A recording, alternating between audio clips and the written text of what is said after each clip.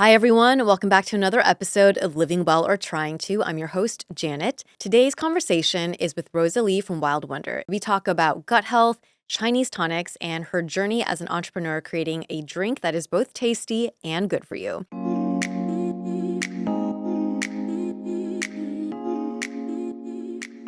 Welcome back to another episode of Living Well or Trying to. I'm your host, Janet. Today's episode is about gut health, Chinese herbal tonics, and one badass Asian American female founder and CEO of Wildwonder, the world's first sparkling beverage to combine both pre and probiotics for a healthy gut.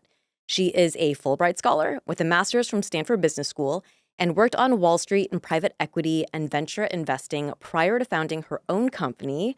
Rosa Li, welcome to Living Well or Trying to. Thank you for having me, Janet. I'm very excited to be here. Oh my gosh, I am so excited to have Rosa. If you were watching on video, we have her products right here on this table, her That's right. lovely teas. Before we get into the episode, Rosa, I always love to ask my guests, what is a current wellness practice that you're really into at the moment? Well, gosh, I just make sure, honestly, I sleep at least 7 hours a day Sleep is so and I'm important. active every day. So there's always movement. So these are very simple things for me to follow every day. Yeah. Oh, that's so good. Sleep is something that I struggle with so much, but I know that that is like probably of all the things, Yeah, that's the most important probably, right? definitely. Yeah, Yeah, yeah, totally. That's the one thing I optimize for. And I yeah, think it just makes such a huge difference in terms of my energy level, my mood. yeah. And obviously, gut health is super important to me. And I do drink Wild Wonder every day. But I do think that sleep is just a great foundation to start the day. Yeah. What is like a tool or like a practice that relates to sleep that I could definitely use some help on this. I've So, struggled with this. So I've yeah. always asked myself, like, how do I optimize my sleep? And it's as simple as no digital devices, Mm, 20, 15 minutes before I actually want to go to bed. Because I do think that if I'm all of a sudden really excited by, looking at TikTok or social yeah. media or even Netflix, I just wouldn't be as ready to fall asleep. So, gosh, what else? I actually think the sun really makes a huge difference. So if I Mm, get sunlight daily, just by taking a short walk outside, vitamin D helps me to sleep better. yeah, yeah. And then activities. So that's why, I make sure that I do workouts every day, even if it's for a short 20 minutes or 30 minutes. That helps me with sleep as well. I love that. Okay. So you have sunlight, just even if it's like 10 to 20 minutes of movement, Totally. and then 10 to 15 or 15 to 20 minutes before bed, put your phone away and don't That's watch right. TikTok That's right. That's right. or Yeah. Instagram or any of those things. Okay, that's Yeah. perfect. I'm gonna definitely try to implement that. Um, And let me know if anything works better for you. Yeah, yeah. I mean, I think I'm pretty good about the sunlight and the movement. It's Mhm. the having the device before I go to Well, bed. It's especially so for you, hard. I can imagine being a content creator, I'm just you're always always on consuming Instagram. content. Yeah. Yeah, but I definitely it's like on my radar to try to do better. Yeah. So I'm very inspired by your practices. Thank you. But Rosa, I mean, I guess speaking about being on like content creation, being on social media Mhm. platforms, you part of your job is to be the face of your company, right? So do you ever feel like with all of the I guess like what a lot of the success of your company depends on you presenting all the accolades, all the Mhm. achievements. Do you ever get tired of Hmm. being like on and presenting the positive only like all the time? Yeah, yeah, no, that's a great question. And I think, as founders, obviously I have a team that looks up to me Yeah. and for direction, for leadership.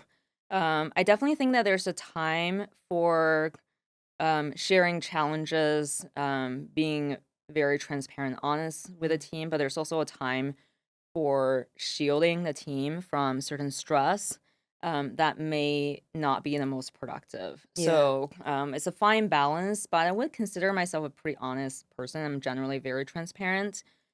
So I think there's kind of what do I do with my team and what do I do for social media and maybe it's for the outside world. Yeah. So I think more about my team first, just because I'm not always on social. Um, and I would say, part of that comes with like trust. Do I trust the team to be able to share challenges. Mm. How honest should I be? And I would say I'm almost 100% honest and transparent. So there are times. So I don't know if you remember back when this was a few years ago when Silicon Valley Bank went Yeah. down. So a lot of startups actually parked their cash in Silicon Valley Bank, and a lot of people didn't have access to essentially their cash flow, Yeah. Oh right? my gosh. So, and that was a very stressful time, and that's definitely one of the moments I thought about, okay, how much information should I share with the team so that Mm. they're kind of looped in, but they're not also like completely stressed Yeah. to the point that they're not functioning. Um, so I actually made a decision to be transparent as soon as this happened, just to loop people in. Like we were at this really big trade show at the time when this happened, and I actually sat the team down at dinner and I told them, "Here's the situation. A lot of startups are banking with Silicon Valley Bank, and we are banking with Silicon Valley Bank. And what that means is, if the bank shuts down, we don't have access to our cash." Um, but what I found really useful is whenever there's a problem, I also present the solution or Mm. at least a path to the solution. So people are not just hearing, oh my gosh, this is a terrible problem, and they're freaking out. And they know that there's a path to the problem being solved. So I did tell them, here's the steps that we're taking. And obviously, the first thing I will be doing will be payroll and making sure Mm. everyone gets paid. And I told them not to worry because we are actually thankfully diversified because we banked with two banks, not just one. So Ah, there smart. is Yeah. Yeah. Yeah. something, Yeah. like we have done in preparation for potential like risks like that. Yeah. And there's also things we're doing at a time to mitigate. So I think in general, in terms of like how much information I share is usually it does depend on how much I trust the team, and I do Mm. actually trust them. Obviously, I hire them, so I trust them.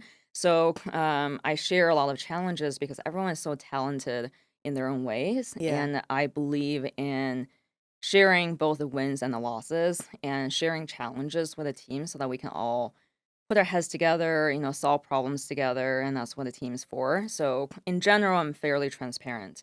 Um, How large is your team? How many yeah, people? so it's about 15 people. Okay. And we have people in ops, marketing, sales. And my role is more so I oversee overall, obviously, strategy, and that's strategy in terms of product innovation, strategy in terms of distribution and channel strategy, and also talent. So um, and then I also oversee finance related things. So I come from finance. So Yeah. that part is pretty easy for me to do, but it's overall, financing, fundraising, like investor relations.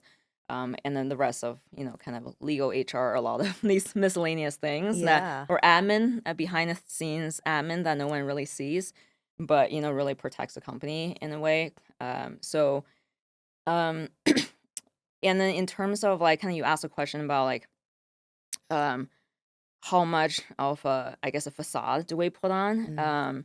And I think for the outside world, we do present obviously like a lot of wins because we like to celebrate our milestones. Yeah. Um, and I would say everything does come from a place of authenticity, and I think that's what people appreciate. It's like Yeah.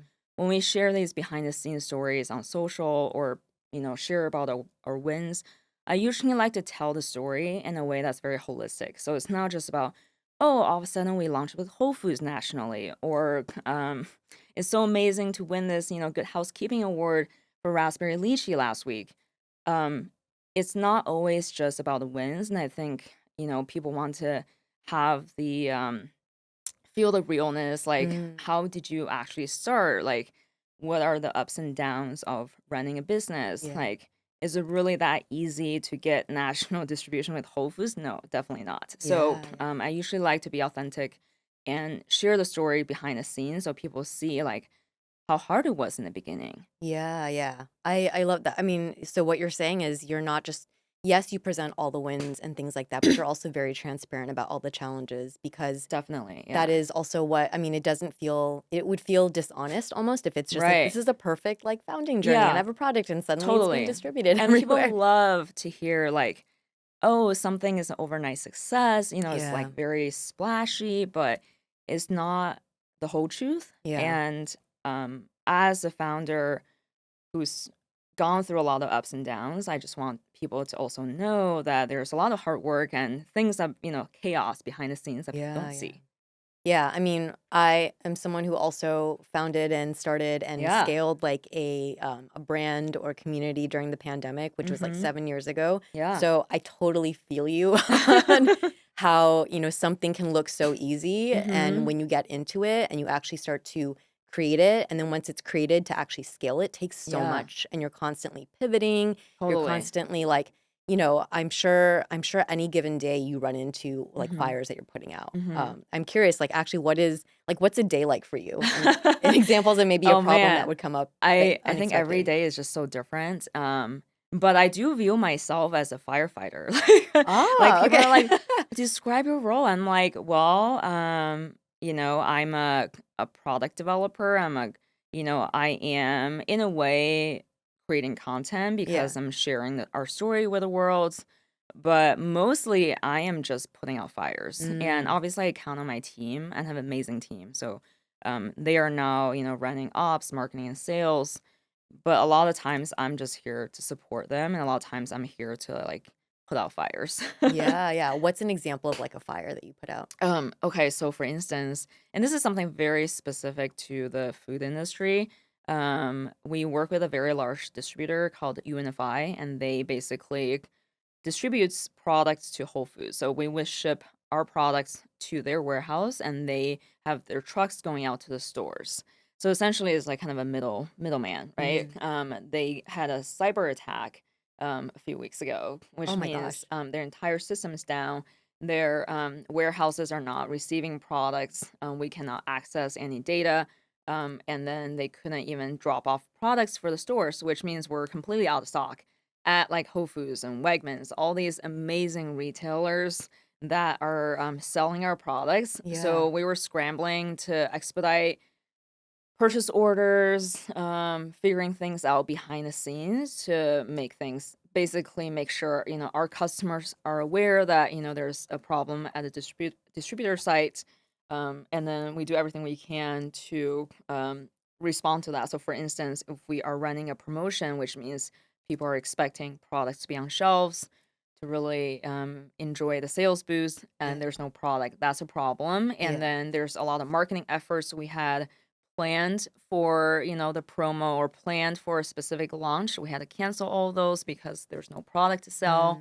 Mm. So the kind of just, responding to whatever happens to us. Do you remember when you received that information? Like where were you? What time of day was it? Yeah, so I received the information in Slack. I'm sure my team received information at other times, and Yeah. they by the time that I get the information, I think people already started responding They're to. problem solving already. Yeah, Yeah. exactly, which is great because I'm very proud of my team for just being able to take the lead on things now. And Yeah. by the time I hear it, it's either, hey, similar to kind of what I mentioned in terms of problem solution, is like, Mm. these are the things that we're working on. And I might chime in to share my thoughts Mm. on, hey, who are the customers that we need to get in touch with? Like, how are we responding? Mm. And then obviously, that affects our sales numbers. So now I need to be aware of what are the things we can do to boost sales to Yeah. make up for that. Okay, so you get the information, but you already have a team that's like kind of working on it. Right. So is this something that was solved overnight? Was Oh, it definitely not. so it's We like are an still ongoing yeah, solving you're still because, oh, it's like yeah, ongoing because problems. when you have a cyber attack, obviously this is not something we can control because they didn't attack our system, they attacked the distributor. It's a main Mm, distributor that affects a lot of, from small brands to big brands. Anyone yeah. who sells at Whole Foods was affected. Anyone who Uh, sells at any of the stores that this particular distributor distributes to was affected. mm, So it really affected a lot of people nationally. yeah. So it's not something that can be solved overnight. And we unfortunately just need to accept that. And, obviously it depends on how good the tech team is at UNFI to Mm. solve it. But then with any kind of out of stock situations, and again, this is also very specific to the industry, it's not like, oh, we actually have products to ship you immediately, you get restocked. The implication, like the consequence actually happens over time. So when it takes a week to get products to deliver to the warehouse, it might take another half a week to get products on the shelf. Mm. And then there's definitely like ripple effects over Yeah, yeah. time, and we're still seeing some stores still being out of stock, people still solving the problem. But hopefully next month is fine. Yeah. Well, I liked the lesson I'm taking from your like story is Hmm. that when you confront a problem, I think oftentimes it can feel, especially like you're saying, if your job is a firefighter to put out a fire, there's this Hmm. intensity like, oh my God, I need to like solve this right away and find the solution. But the reality is a lot of issues that you confront, whether in business or in Yeah, personal or whatever, like it's not going to be solved overnight. totally. And I think it all comes down to communication, and this is Mm. like so true in, like you said, professional and personal Yeah. relationships, because we have to build trust over time with people. And um, I think the expectation in general is there will be problems in life and there will be problems in building a business. And when we confront those problems, what's helpful is to communicate that immediately so everyone is in the loop, Mm. and we present it in a way that's not just like, oh my gosh, I'm just airing out all my struggles and freak out moments, right? We're Yeah. presenting as, here's a problem and here's what we're doing to get to the solution. And we can even say, like, this is not going to be solved overnight, right? Just to set the expectations. But we're working hard to get it resolved. And hopefully we'll see progress in a week or two, right? Yeah. And just this reset expectations, because I do think that it's all comes down to communication. Like, I Yeah. think people just want to feel that something is being done Mm. and we're making progress, even though there's a lot of external factors that are not in our control. Like COVID Yeah. happened, that was not in our control. Yeah, yeah, yeah. I mean, as you talk about this, I can Hmm. feel like you have such grounding, calm energy, which is great for a I have been leader. told that. So my team was Yeah, saying that it was like very helpful whenever there's a crisis, yeah. that they do count on me to like stay To be the calm, and calm one. then Yeah. like because I think it really affects the atmosphere, right? And Yeah, feelings are very contagious, so if I'm yeah. calm, then other people are calm. If I start to freak out, oh man, I don't know. Yeah. Well, were you always this way?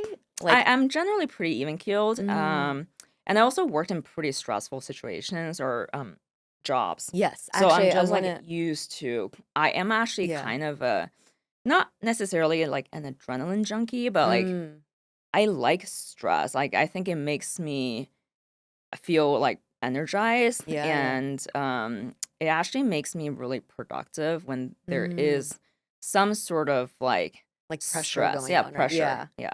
Okay, well, that's what's interesting is like what helped you start Wild Wonder or kind of the story Hmm. behind it was that you experienced these like gut health issues or health issues in general when you were working on Wall Street, which is a Yeah. very high pressure, high Yeah. competitive space.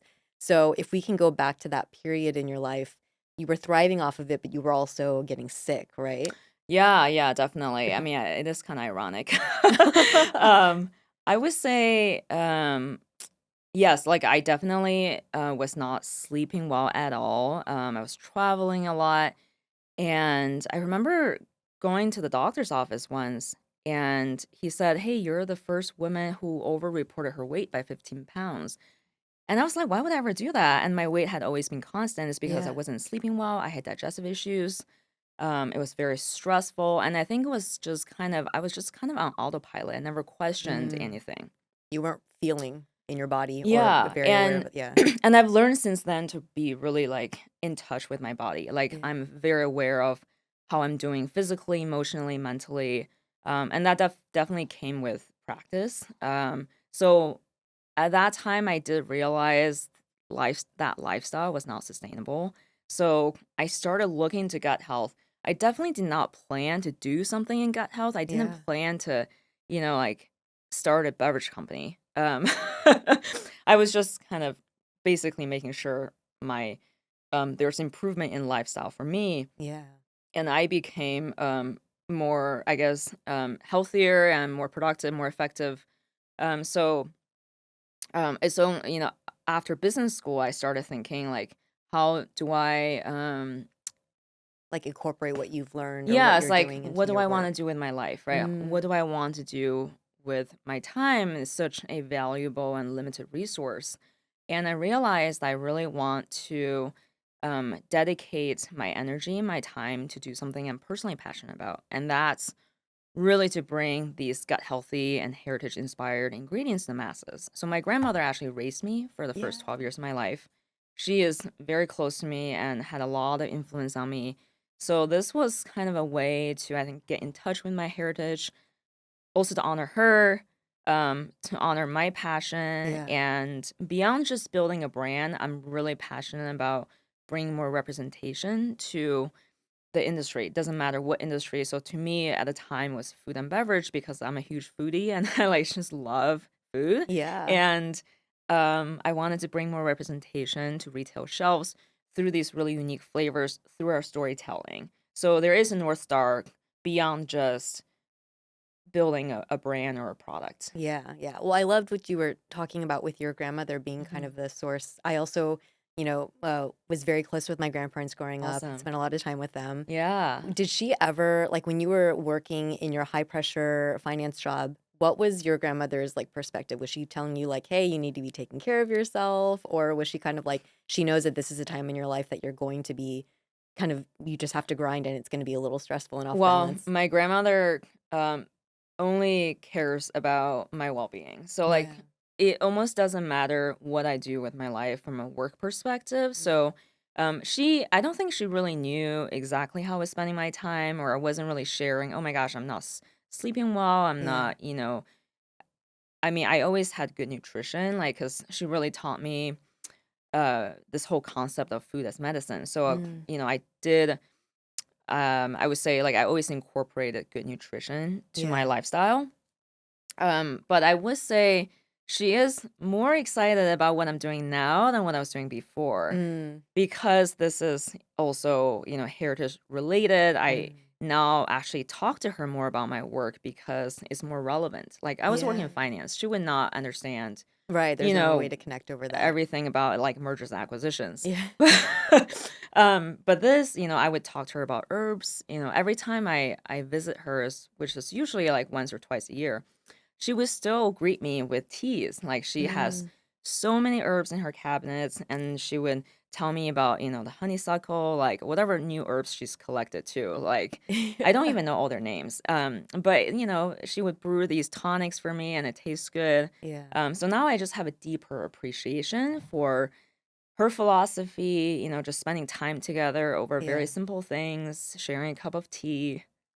I mean, I know that, like, the finance world, Wall Street is Mhm. incredibly stressful, it's very high pressure, but the entrepreneurial world and in the food and beverage world, as you've Yeah. shared some of the things that you've confronted, is also pretty stressful, Yeah, right? yeah, different type of Different type stress. of Yeah. stress, but did you have any health issues that flared up again and, like, while you were founding your company or through this time? I don't necessarily think any health related like symptoms would are caused by stress. It's definitely more stressful actually running a company. Mm. So I would say the stress before was very much like not sleeping that much Yeah. and just constantly working around the clock. Um but the only thing I had to take care of was like a very specific task. Mm. I was evaluating companies, doing investing. So it's a lot of, kind of finance related work. But I didn't have to worry about payroll. I didn't have to worry about Mm. hiring. Um, Now it's a lot more a broader scope of the things I have to worry about. I have to think about all the time. So it's more stressful from that perspective. Mm. Um, but I would say I've definitely seen, like, I definitely still have some digestive issues, but I think that's more of a function of one is like aging. My body is just more sensitive to certain inflammatory foods. Yeah, yeah, yeah. If I don't sleep well, if I'm more stressed, I can feel it. I can definitely feel it. Same, yeah. But then I listen to my body more. I don't Mm, just keep going. I actually stop and I rest. yeah. and I make sure I get enough sleep. I make sure I get my nutrition, Yeah. like always eat, probiotics, prebiotics, which is basically a fancy word for fiber, protein, a lot of the good nutrients, Yeah. and I, get my workouts in. There are some non-negotiables for me now, Yeah. whereas before there was just no boundaries.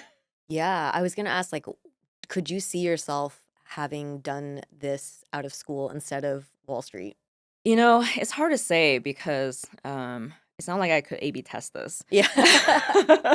I've definitely learned a lot about myself, about leadership. Yeah. There's a lot of personal and professional growth that came out of running a business. I think I would have had a harder time running a team Mm. right out of school because I actually do appreciate the wisdom accumulate over time Yeah. and age because I think there's so much glory and attention given to young founders, and I think it's Yeah. great that people get to have that experience when they're young. Like was built by someone who's in their 20s.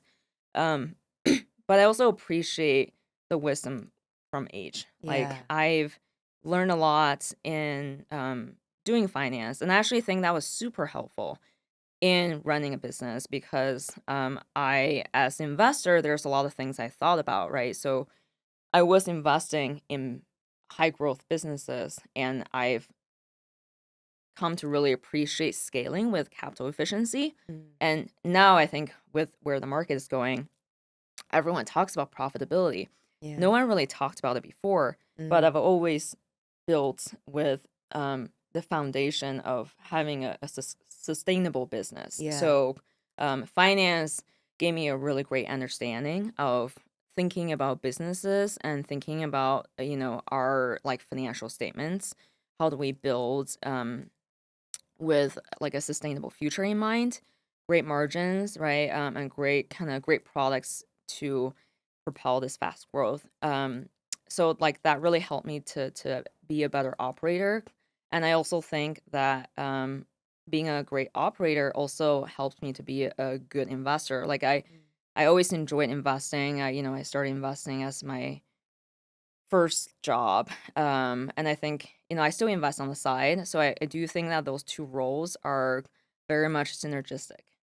Yeah. And do you feel like, so professionally, it feels Mm-hmm. like having done Wall Street and finance was really helpful for the work that you do now, but even in your personal life, because I hear a lot of what you're talking about in terms of like being able to maybe manage some of the stresses and the challenges, like the Mm-hmm. personal stresses and the emotional Yeah. stresses and mental stresses Yeah. of what you do now came from maybe the experience of not just the work, but like for you personally to have gained wisdom to how to Totally. manage it Yeah. all. I mean, Yeah. I think, and everyone, I think there's so many paths to success. Like, I think people can accumulate experience in different ways from working at a startup, working in tech, and working as, content creators, business owners. I've just learned a lot from the earlier part of my career, both from a skill set perspective, also from, yeah, stress management, like figuring out and learning to listen to my body. Yeah. But I joke about I think finance has really like increased my tolerance for workload and for stress, Yeah. and it really stretched me in a way that actually is helpful now to like run a business Yeah. because people always talk about balance, like how do you achieve balance as a founder or maybe an investor or there's a lot of like high stress jobs Yeah. out there. And balance to me is really a mindset. It's Mm. different for everyone. Everyone has a different threshold. So I think it's all about, what works for us personally. And what works for you? Like, how have you yeah, I'm curious because this is actually something, like, I've struggled with Yeah. so much, and, I started my career in economic consulting, so Mm-hmm. similar kind of, like, corporate setting, Yeah. client services, and then I pivoted into advertising and then tech for a bit and UX Mm-hmm. design and then running, my own company with friends, and every single time I will learn a lesson about work-life balance, and then Yeah. always every single time I hit a point of burnout. So Yeah. it's like Yeah. I'm curious how yeah, like when you think back to your career in Mm-hmm. finance and then now, like what were some of the ways that you implemented boundaries and were Yeah. they similar and what things maybe work differently in the different industries? And boundaries, I think that's a really important point. Is when I first started my career, I was just trying to learn as much as possible, and there Yeah. was no boundary that I set. Mm. So I was constantly working, it's like even during dinner, after dinner, weekends, nights. And I think there was a point when I was talking to a friend, and he said, I'm working 2 jobs is a lot. And I said, like, how many hours are you working per week? And he was saying, oh, I work 60 hours. And I looked at him, my immediate reaction was like, oh, so you're working part-time. And Yeah. that was it's just so crazy to me to think back, because 60 hours a week to me was part-time, because, I hope you enjoyed this episode with Rosa Li from Wild Wonder. Thank you so much for tuning in this week, and come back next week for part 2 of our conversation. Thank you so much for tuning into this episode of Living Well or Trying to. If you don't already, please follow or subscribe on Spotify, Apple Podcasts, YouTube, wherever it is that you get your podcasts. It means so much to me that my new episodes will just pop up in your feed. And if you like what you're hearing and seeing, please leave a rating and review. It means so much for a small content creator like myself in this world that is so saturated now, to be able to have some feedback from all of you. As always, I so appreciate you. Thank you for lending me your ears, your eyes, your presence, and your attention, especially in today's world when there are so many other places that you could be giving it to. Thank you so much from the bottom of my heart, and I hope to catch you on another episode.